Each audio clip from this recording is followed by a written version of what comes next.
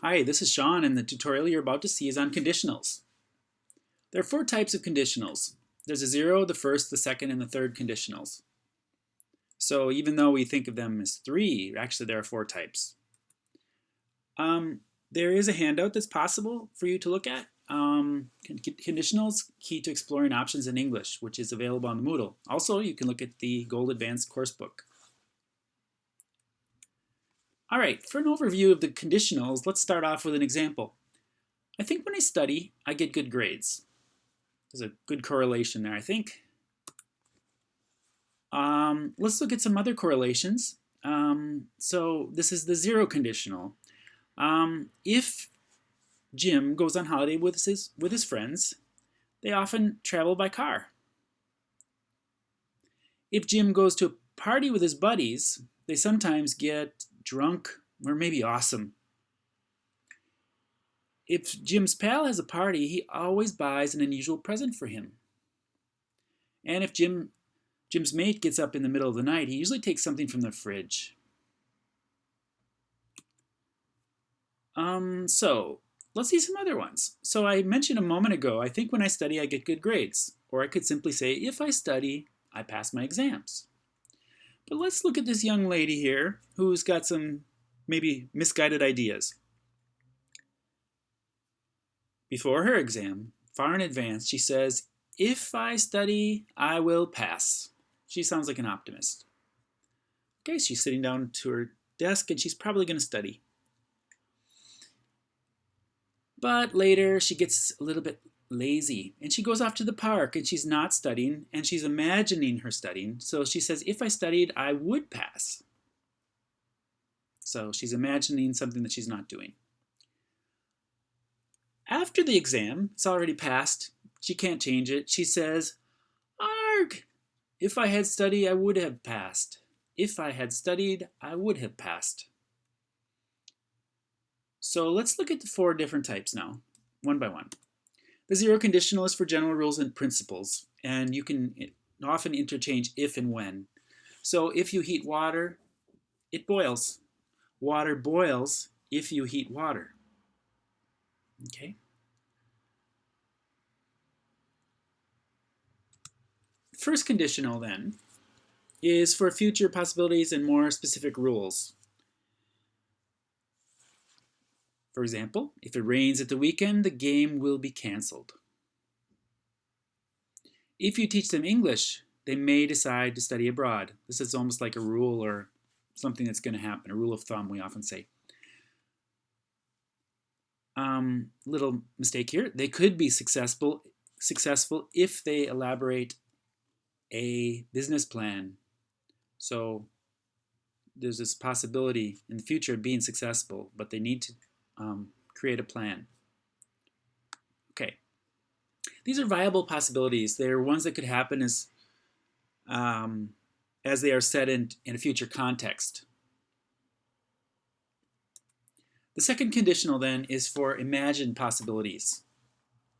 So I'm thinking about this. If I won the lottery, I would buy a new house. Okay, first I need to play the lottery, but if I did win the lottery, I would buy a new house. I would tell you if I knew the answer. I don't know the answer, but if I knew it, I would tell you. So these are imagined things. This is exploring a thought that could be, but maybe won't happen. Now moving on to the third conditional. This is for past possibilities that did not happen. If I had visited Brighton, I would have caught the train. So here I am in the middle of nowhere. I didn't catch the train. I'm stranded. And I imagine something, think about in the past, that if I had visited Brighton, I would have caught the train. So it's an impossible thought because we're thinking about a past moment. In other words, I would have caught the train if I had visited Brighton. Okay, let the commas, when to use them. It's very simple actually. If you start off the sentence with if, you need to follow the clause by a comma. So like this, if we leave now, comma, we won't miss our flight. Another little mistake. We won't miss our flight if we leave now. So here we don't have a comma because we start off with the main clause. If we won't miss our flight. So the if follows here. No comma.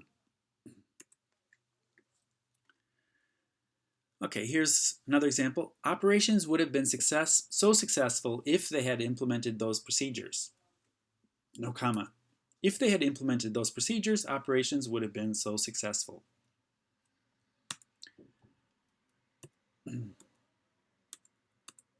Okay, now let's look at some examples. And you have these examples on the second page of your handout.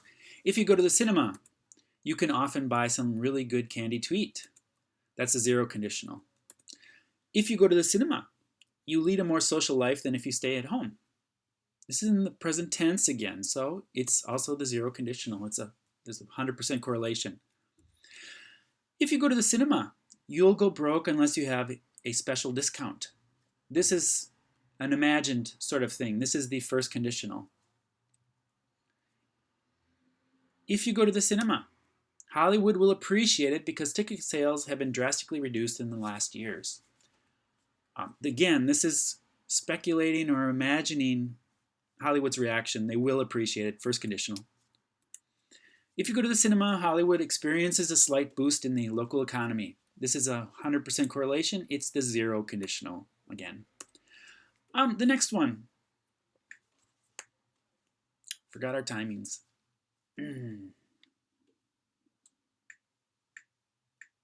If I had studied more for the exam, I might have been able to answer the questions more quickly.